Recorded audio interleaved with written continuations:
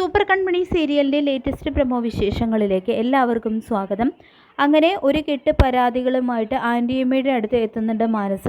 കൺമണിയെ തീരെ ഇഷ്ടമില്ലാത്ത ആൻറ്റിയമ്മയുടെ അടുത്ത് അവളെപ്പറ്റി കുറ്റം പറഞ്ഞ് ആൻറ്റിയമ്മയെ വീണ്ടും ചാക്കിട്ട് പിടിക്കാൻ തന്നെയാണ് കേട്ടോ മാനസയുടെ ശ്രമം. അങ്ങനെ ആൻറ്റിയമ്മയ്ക്ക് കൂടുതൽ മാനസയോട് സ്നേഹം തോന്നാനും കൺമണിയോട് ദേഷ്യം തോന്നാനും പരിഭവം നടിക്കുകയാണ് മാനസ. എന്ത് പറ്റി മാനസേ, നീ എന്താ പിണങ്ങിയിരിക്കുന്നതെന്ന് ചോദിക്കുമ്പോൾ എന്ത് പറ്റാൻ ആൻറ്റിയമ്മേ, കൺമണിയെ തന്നെ കൃഷ്ണ കല്യാണം കഴിക്കുന്നു എന്ന് കൃഷ്ണൻ പറഞ്ഞിരിക്കുകയാണ്.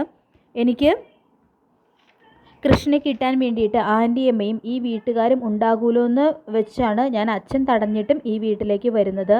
അങ്ങനെ സ്നേഹം കാട്ടിയിട്ടും ദേ കൃപ അവളുടെ ഭാഗത്തായി. ഇനി ആൻറ്റിയമ്മയും അവളുടെ ഭാഗത്തേക്ക് ചായോന്ന് മനസ്സ് ചോദിക്കുന്നുണ്ട് കേട്ടോ. അപ്പോഴാണ് മാനസയുടെ കയ്യിലെ കെട്ട് ആൻറ്റിയമ്മ ശ്രദ്ധിക്കുന്നത്. ഇതെന്ത് പറ്റിയതാണെന്ന് ചോദിക്കുമ്പോൾ ഒന്നും പറയേണ്ട ആൻറ്റിയമ്മ, ഇന്നലെ രാത്രി കൺമണിയോട് അടുപ്പമുള്ള ഏതോ ഒരു സ്ത്രീ എന്നെ തല്ലിയതാ ആൻറ്റിയമ്മയെന്നൊക്കെ മനസ്സ് പറയുന്നുണ്ട്. ഇതേസമയം അവിടേക്ക് സാഗരം സുജാതയും വരികയാണ്. സുജാതയും മോളുടെ കൈക്ക് എന്ത് പറ്റിയെന്ന് ചോദിക്കുമ്പോൾ ഉണ്ടായ സംഭവങ്ങളൊക്കെ മനസ്സ് പറയുന്നുണ്ട്. ഇതേസമയം തന്നെയാണ് അച്ഛ ഒരു ഹാപ്പി ന്യൂസ് ഉണ്ടെന്ന് പറഞ്ഞുകൊണ്ട് കൃപ വരുന്നത് കേട്ടോ. കൺമണിക്ക് ജാമ്യം കിട്ടി, ഏട്ടൻ കൂട്ടിക്കൊണ്ടുവരാൻ പോയിട്ടുണ്ട് എന്ന് കൃപ പറയുമ്പോൾ കൃഷ് പോയിന്നോ, എന്തിനാ കൃഷ് അവളെ കൂട്ടിക്കൊണ്ടുവരാൻ പോയിരിക്കുന്നതെന്ന് ചോദിക്കുകയാണ് മാനസ. ഇതേസമയം ഏട്ടൻ കൺമണിയെ കൂട്ടിക്കൊണ്ടുവരാൻ പോയതിന് മാനസയ്ക്ക് എന്താണെന്ന് തിരിച്ച് ചോദിക്കുന്നുണ്ട് കേട്ടോ കൃപ.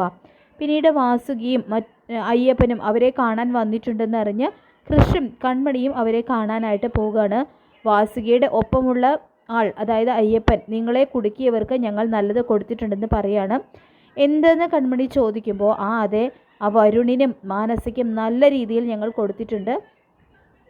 ഇനി അത്ര പെട്ടെന്നൊന്നും നിങ്ങളോട് എതിരിടാൻ അവർ വരില്ല എന്ന് വാസുകയും കൂട്ടാളിയും പറയുന്നുണ്ട് കേട്ടോ. ഇപ്പോൾ കൃഷാണെങ്കിൽ കൺമണിയെ കൂട്ടിക്കൊണ്ട് വരാനായിട്ട് പോയതറിഞ്ഞാൽ മാനസ പെട്ടെന്ന് പോകാൻ നോക്കുകയാണ്. കൃഷ് കൺമണിയെ കൂട്ടിക്കൊണ്ട് വരാൻ പോയി എന്ന് പറയുമ്പോൾ ആൻറ്റിയമ്മയ്ക്ക് അതൊട്ടും ഇഷ്ടപ്പെടുന്നില്ല. മനസ്സ് അങ്ങനെ പോകാൻ ശ്രമിക്കുമ്പോൾ ആൻറ്റിയമ്മ തടയുന്നതും, ആൻറ്റിയമ്മ എന്തിനു തടയുന്നത്, പോകുന്നവർ പോയിക്കോട്ടെ എന്ന് പറയുന്നുണ്ട് കൃപ. അങ്ങനെ മനസ്സ് ഇറങ്ങി പോവുകയാണ് കേട്ടോ. വാസുകിയും അയ്യപ്പനും കൺമണിയോടും കൃഷ്ണനോടും നിങ്ങളുടെ കല്യാണം എത്രയും പെട്ടെന്ന് നടന്നു കാണണം എന്നാണ് ആഗ്രഹം. അത് കഴിഞ്ഞ് നിങ്ങൾ പൊന്നൻമേട്ടിൽ വരണം, അവിടെ വെച്ച് നിങ്ങളുടെ പട്ടാഭിഷേകം നടത്തണം എന്നൊക്കെ അവർ പറയുന്നുണ്ട്. പിന്നീട് കൺമണിയെയും കൊണ്ട് കൃഷ് കൺമണിയുടെ വീട്ടിലെത്താണ് കേട്ടോ. അപ്പോൾ ശ്രീനിയാണെങ്കിൽ ഓടിച്ചെന്ന് കൺമണിയുടെ നെറ്റിൽ ഉമ്മ വയ്ക്കുന്നുണ്ട്. ഗോകുലും സന്തോഷത്തോടെ കൺമണിയെ ഉമ്മ വയ്ക്കുകയാണ് കേട്ടോ ചെയ്യുന്നത്.